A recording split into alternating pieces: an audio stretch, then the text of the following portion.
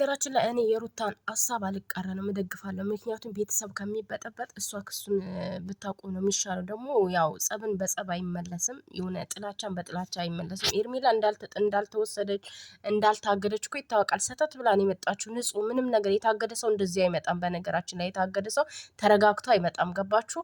በጣም በቃ ኦት ሆኖ ነው የሚመጣው። እሷ ግን ተረጋግታ ነበር፣ በጣም ተረጋግታ ነበር። ምክንያቱም የነበረችበት ቦታ ምቾት ነበራት ማለት ነው። እና ይህን ነገር አቅደው ቢያደርጉት ራሱ ሩታ መክሰስ የለባትም። አንደኛ ነገር የልጇ አባት ነው፣ ሁለተኛ ነገር ደግሞ አክስት ናት። ገባችሁ? አክስት ናት። ኤርሜላን ተዋት። ሜሪ ደግሞ ያው ዘመድ ናት፣ ቤተሰብ ናት ብላለች። እስካላይ ድረስ ደግሞ ቤተሰብ ከቤተሰብ ደግሞ መናጋቱ አይቀርም። እና እናንተም ደግሞ ተረዷት ሩታን ማለት ነው።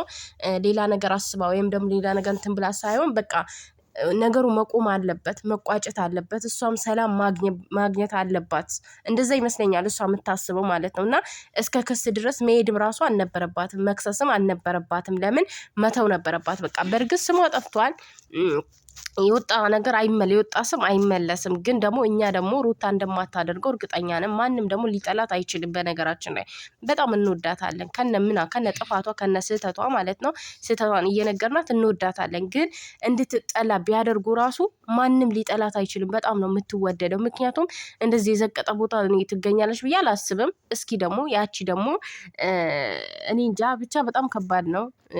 አብርሽም ልጁን ፈረንጁ እንዳለው ልጁን ለመውሰድ እንደዚህ ካደረገ በጣም ብልግና ነው። በጣም አሳፋሪ ስራ ነው የሰራው ማለት ነው። በጣም የሚያሳፍር ነገር ነው እያደረገ ያለው እና በጣም ያስጠላል። እንዲህ ከክስ ውስጥ ውጡ። አሁን ደግሞ እስኪ ከክስ ውስጥ ውጡና አሁን ትንሽ ዘና አድርጉን። በቃ የምር እንዲህ 1 አመት ሙሉ ጨቀጨቃችሁን እኮ አናጋችሁን። አይበቃችሁ?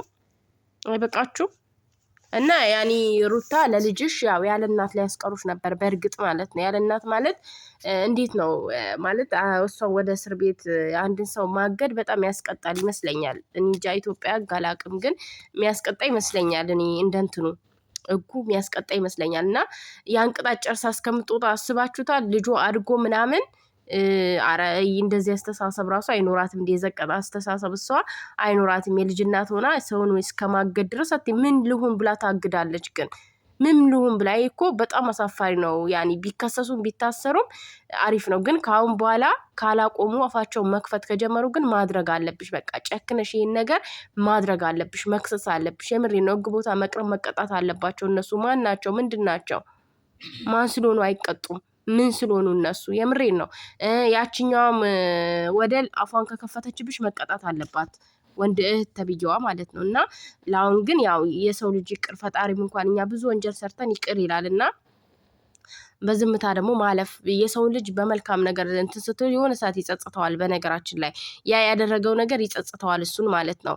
ሩታን ሳይሆን ያን ሰው ነው የሚጸጽተው። ገባችሁ? ጥፋተኛ ሆኖ እናንተ ጥፋቱን አይታችሁ ዝም ስትሉለት ያ ነገር እንዴት ዝም አለችኝ፣ እንዴት ዝም ልትለኝ ቻለች? ገባችሁ? በጣም የህሊና እረፍት ነው የሚያሳጣው ማለት ነው። እረፍት አይሰጠውም፣ ሰላም አይሰማውም ክፉ ሰው ማለት ነው። እና እነዚህ ይሁን የተደበሰበሱ ሰዎች ናቸው። እዛ በአበጋዝ መሀል ያሉ እንዳለ መጥፎ ሰዎች ናቸው። በነገራችን ተንኮለኛ፣ እሾክ፣ ለሩታ በቃ ጥሩ ነገር የማያስቡ ሰዎች ናቸው። ይህን ደግሞ ሁላችንም እናውቃለን ማለት ነው። እና ያው አልገለጽ ያለው ሰውየው ነው። የልጁን እናት ሊያሳስር የልጁን እናት እንትን ለአንድ ውሽሚት ብሎ የልጁን እናት ሊያሳስር የጣረው አንድ ሰውዬ ነው። አንድ ሰው መሀል ላይ ያው እሱ ነው የሚያስንቀው። ሰውንም እሱ ነው ማስከበር የሚችለው። የፈለገ ቢፋታት ቢለያያት ራሱ ማስከበር ነበረበት ሚስቱ እስከሆነች ድረስ ማለት ነው። እና ብቻ ያው ሁሉንም ስለተውሹ በጣም ደስ ብሎናል። እነ ፈረንጁም ደግሞ በጣም ነው የምንወዳችሁ የሩታ ወዳጅ። ሩታን ስለምትወዷት ስላልተቀየራችሁባት አሁንም ደግሞ አትቀየሩባት። ያው እሷም ሌላ ነገር አስባ አይደለም። አንዳንድ ጊዜ ከምንም ነገር ቤተሰብ ይበልጣል። ገባችሁ? ትልልቅ ሰዎች ደግሞ ማካበድ ይወዳሉ። እንዴት እንደዚህ ሆነ፣ እንዴት እንደዚህ ያደረገ ምናምን በጣም ማካበድ ስለሚወዱ ያው ጸብ ይፈጠራል ማለት ነው።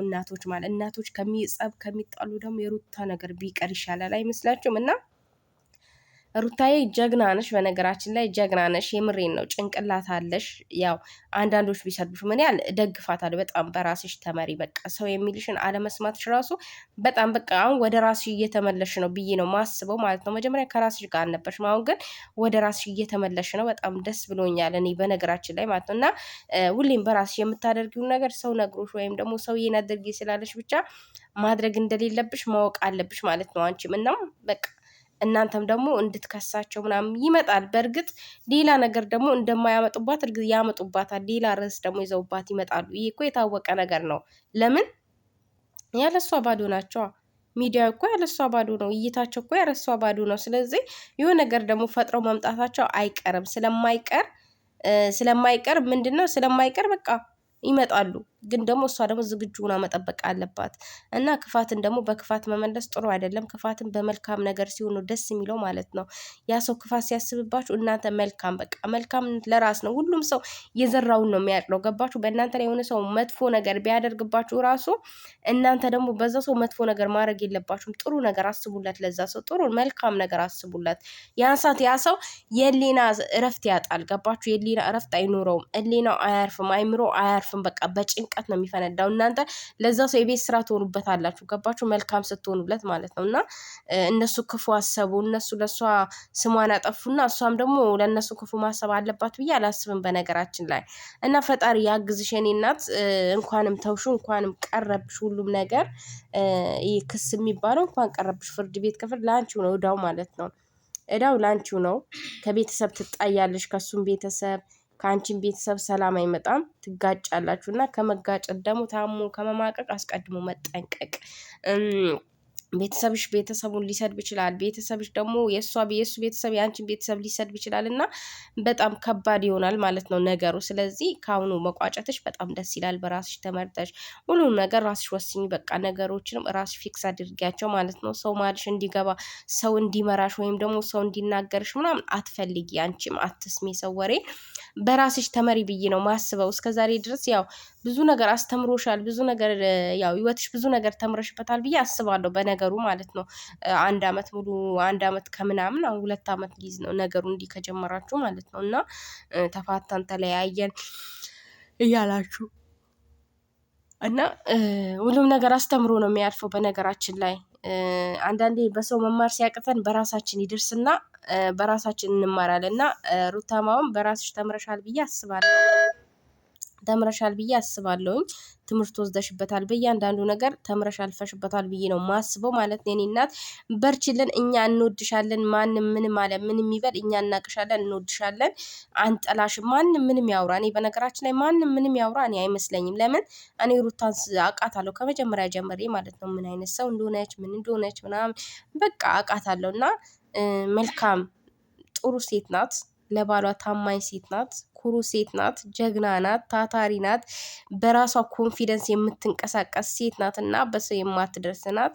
በቃ ስለዚህ ይህን ሁሉ ገለጽኳት። ከዚህም በላይ ነው እና ቃል የለኝም። የኔ እናት በርቺ፣ አለቀ። ሌላው ይንጫጫ፣ ምን አገባሽ አንቺ? የፈለጉትን ያድርጉ። አንቺ ብቻ ወደ አላማሽ ማለት ነው ልጅሽን አሳድጊ። ከልጅሽ ጋር ልጅሽን ፈጣሪ ያሳድግልሽ፣ የተባረከ ልጅ ያደርግልሽ። ከምንም በላይ ልጅ የተባረከ ሲሆን ደስ ይላል እና ልጅሽን የተባረከ ያደርግልሽ ማሪ።